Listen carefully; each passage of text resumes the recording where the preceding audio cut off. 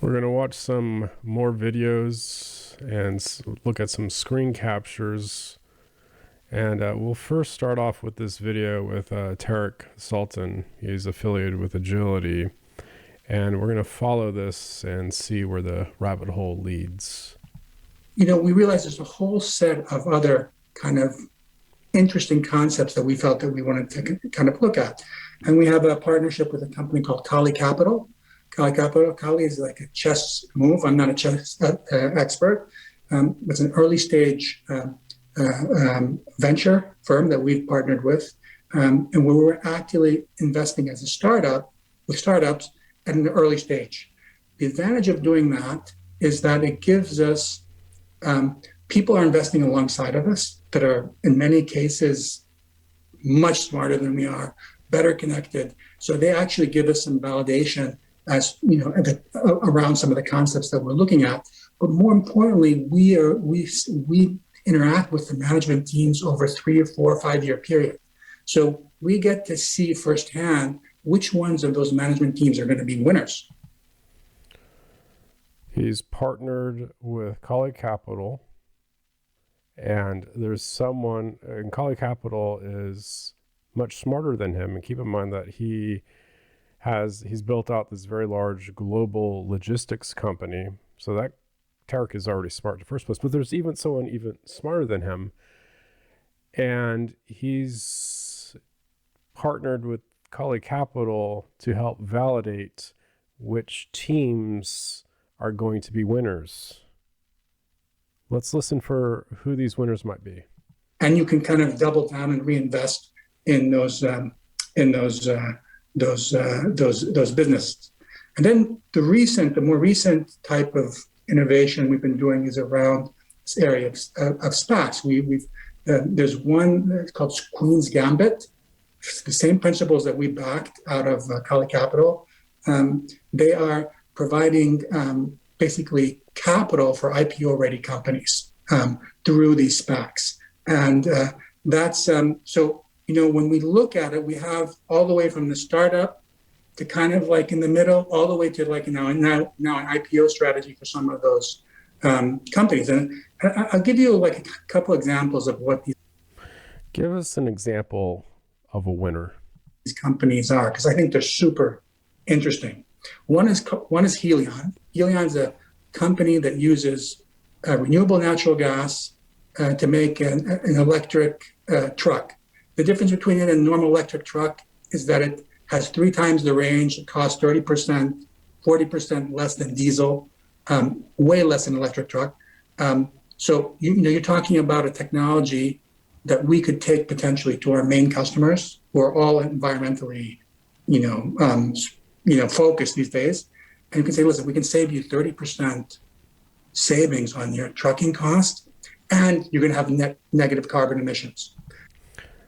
His pitch was to take these ERX trucks, and sell them to his customers, which are all over the world, and pitch it as you can save 30% of your fuel cost and save the world at the same time. So imagine how powerful of an image of a kind of a concept that is. In the past, we used to have to fight with the core business to actually look at sustainability. For now, we've had a paradigm shift where the technology is actually less expensive than than what they're actually disrupting. One of the companies he's partnered with is Colle Capital, and he says that they're much smarter than him.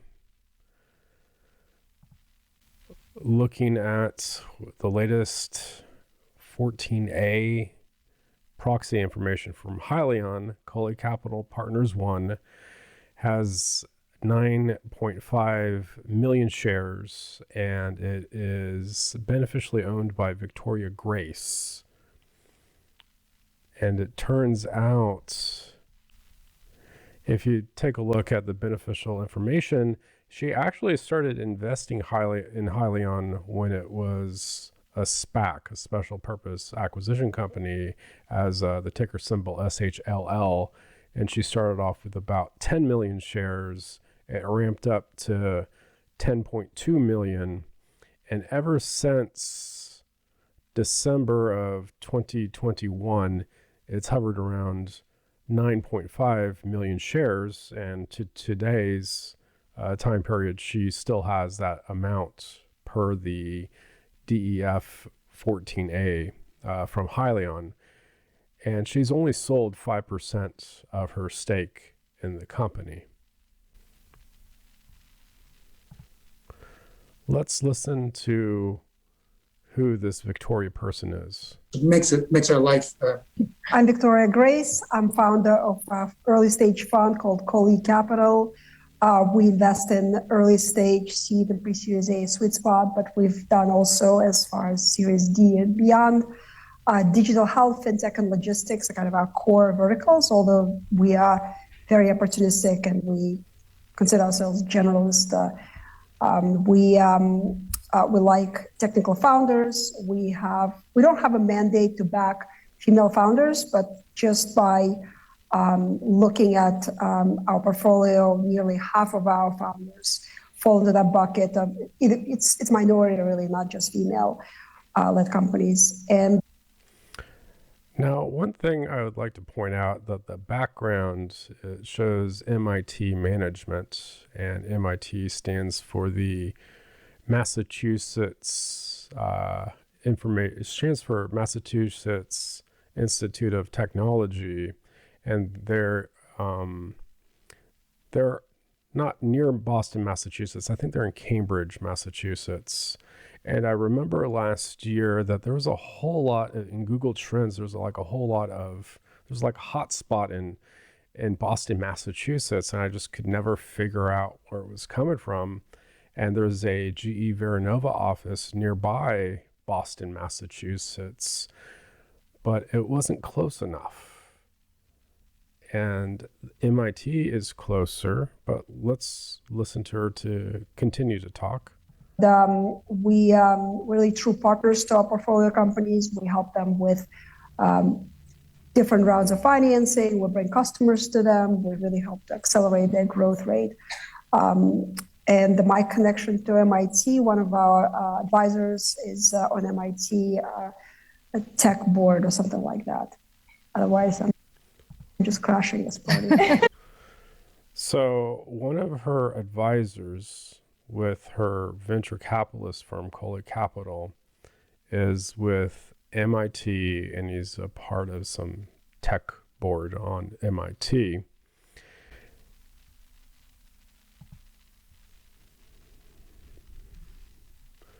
And if you go to Colle Capital and look around on their website, Thomas Healy is on the advisory board of Colle Capital as well.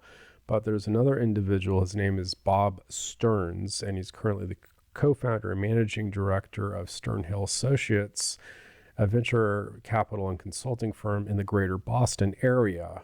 His background is in technology, marketing, planning, venture capital, with a deep experience in computing, communications, medical, and scientific devices, the internet, a whole bunch of stuff.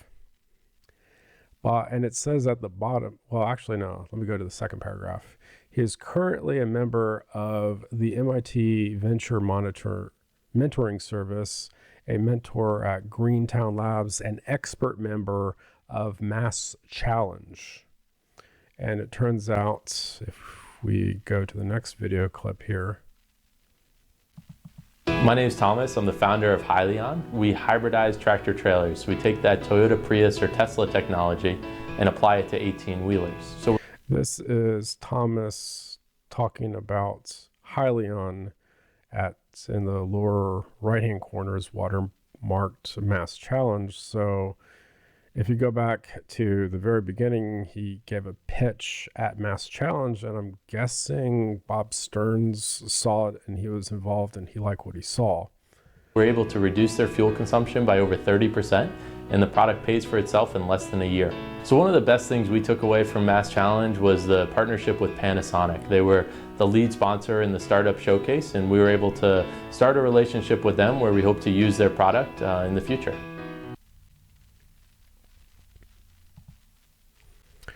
And Bob holds a Bachelor of Science in Chemistry from Brown University and a Master of Science degree in Physics from the Massachusetts Institute of Technology.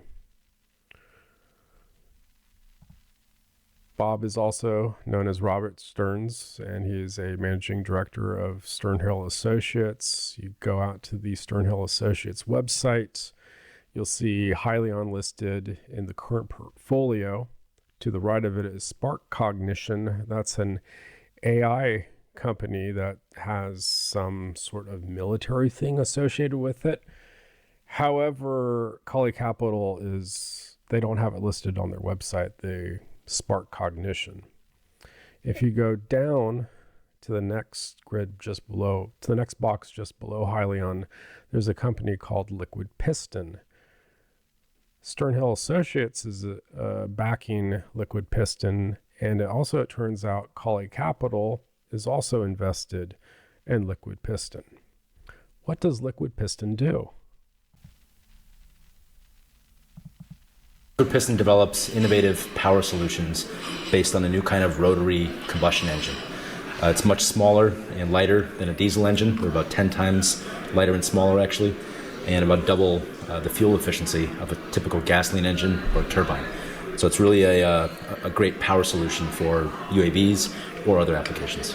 You said this is the first type of new engine in something like 80 years. So yeah, what do you mean by that? It's actually based on a new thermodynamic cycle, which we call the high efficiency hybrid cycle. Wait, they make engines that are based on a thermodynamic cycle, and this kind of sounds familiar from somewhere. Is there like another company that does something with a thermodynamic cycle? And I know this other company does stuff with like a minimal moving parts, and they're working on a contract maybe with the Army. I'm wondering if this company does the same kind of thing. Let's continue listening. The cycle is something that really hasn't changed in well over 100 years. So our approach is really rooted in the physics of the problem. We're changing the cycle, and in doing that, we have to kind of rethink the entire combustion engine. So we came up with this rotary engine here. It looks quite different than any other engines out there. And even in engine architecture is really something that hasn't changed in several generations, right? The last new engine architecture is probably the Wankel that came out in the 1950s. And you said it only has two moving parts. Okay. Yes. So it has a rotor and a shaft, and yet it's a 3-cylinder or 3-chamber 4-stroke engine. Very few components. We have a couple different versions. This particular one is spark ignited. We have a larger version as well that's a 40 horsepower diesel engine that's under development. And we're working with the Army. Right now, this engine right here is being inserted into, actually as a power supply for the M777 howitzer. And that's a hybrid electric application. Where You just said a hybrid electric too. Hybrid electric trucks, hybrid electric, I guess a munition system or something like that for the Army? we're charging a battery pack, powering the howitzer. Now we're charging a battery pack off of a howitzer artillery item instead of a truck. And it turns out that Alexander, he has a PhD from MIT in computer science, and his father is also a part of this company, Liquid Piston. And his father is Nikola, and not the company, but that's his first name. He has a PhD in physics from MIT. We're collaborating with a couple of partners there, so General Atomics and HET Global. And we have a second program, which is the larger diesel engine, 40 horsepower, and that's funded by DARPA. Okay. You know, within the DoD, just kind of everywhere you look, they have needs for more power and more energy, and the solutions that they have available today, they're not adequate for what they're trying to do and what they need to do in order to sustain defense. So, you know, it's just, we're solving a really immediate and painful problem that they have. And with regards to the contracts, you know, most of the contracts, about $55 million has come in the last 2 years. And now I'm only playing this video because they kind of seem similar, although they're different. They don't do anything with 3D printing that I could find. But they're going after contracts, and they're getting these contracts, and they've been working this for 2 years. And HYLN's kind of venturing into the same space, and they're both backed by the same companies, Colle Capital and what was the other one? Sternhill Associates.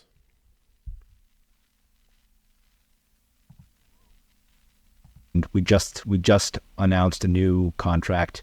35 million of that 55 was just signed a few weeks ago, and that'll be funding us through 2026.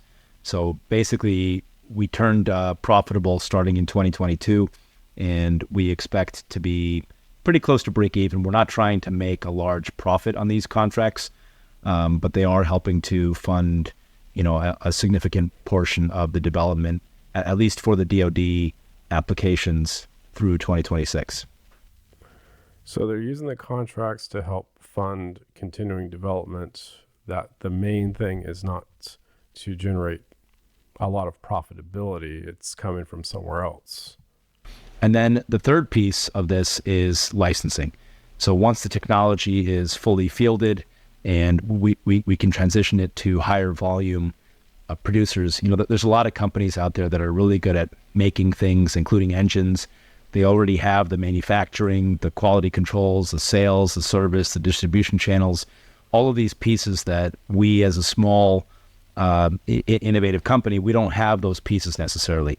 So you can think of us like the technology arm, and those incumbents are the players that kind of have those really expensive capitally expensive pieces. But what we're left with is licensing, which is a very high profit business model. So what is the high profit business model? With his licensing, which is a very high profit business model. So they're going to license the technology out and let someone else focus on building the products. And this is where I'm thinking about HYLN. I know that they're the shining example for General Electric to showcase, this is actually possible. You can use 3D printers to mass produce things at scale, but I don't know for sure. But one thing I keep thinking about is HYLN could take that Carno technology and license it out to another company to then mass produce at scale. And does Liquid Piston, are they planning to scale up like HYLN is planning to scale up? So those are kind of the three revenue streams. And the cool thing about that is that we don't have to, we don't have to have a high volume fielded application to be profitable. In fact, we reached profitability already last year with this business model. And I know there's early investors who have been in for a good while. When you think about kind of timeline to really scaling this up and thinking about exit opportunity, how do you think about that? Where do you see that going? Yeah, those are great questions. So we are in kind of advanced stages of delivering prototypes to the Army, right? Like advanced prototypes. And HYLN's delivering prototype. Well, they're actually delivering real Carnos to the Navy, but they're starting to veer into the Army territory. We don't know what's going to happen, but things may not necessarily repeat, but they do rhyme.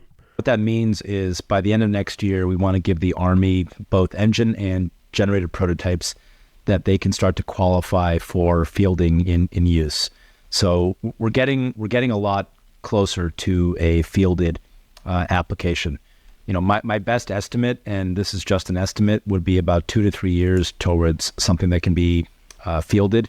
And again, our business strategy is to be very kind of targeted and go after initially a low volume, kind of a high price, low volume application, get our footing there, and then we have a strategy to scale rapidly by applying engineering services. We can have relatively small, focused teams enter a lot of markets quickly with a large number of partners and really leverage partnerships to accelerate that adoption.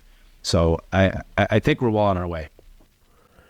Now, Liquid Piston develops engines and generators for very, very small are very, very portable devices. Like, for example, like one of them that he uses is for drones, and it seems like the larger gen sets are going to be from HYLN.